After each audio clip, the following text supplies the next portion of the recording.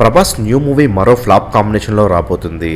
Flop combination అంటే మరేదో కాదు, పీపుల్ మీడియా ఫ్యాక్టరీ. ప్రభాస్ నటించినటువంటి వరుస 3 సినిమాలకు పీపుల్ మీడియా ఫ్యాక్టరీ అగ్రిమెంట్లు చేసుకుంది. మొదటి cinema Adipurush. Adipurush cinema south theatrical రైట్స్ను 180 కోట్ల భారీ మొత్తం పెట్టి కొనుగోలు చేసుకోగా కేవలం 100 కోట్లు మాత్రమే కలెక్ట్ చేసి భారీ ఫ్లాప్ను మూటగట్టుకుంది. ఆ తర్వాత రాజసాబ్ సినిమాతో డైరెక్ట్ గా ప్రొడ్యూస్ చేశారు. ఈ సినిమాను భారీ మొత్తంతో ప్రొడ్యూస్ చేయగా అటు ఇటుగా 100 కోట్ల మేర లాస్ వచ్చినట్లు ట్రేడ్ చెప్తుంది.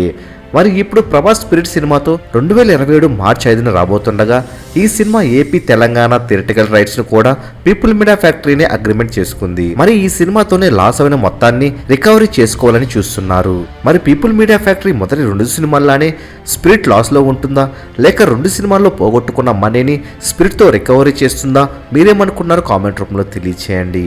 మరెన్నో స్పిరిట్ మూవీ లేటెస్ట్ అప్డేట్స్ అందరికన్నా ముందే అందిస్తున్నటువంటి మూవీ మహల్ ఛానల్ సబ్స్క్రైబ్ చేసుకుని బెల్ ఐకాన్ ని యాక్టివేట్ చేసుకోండి.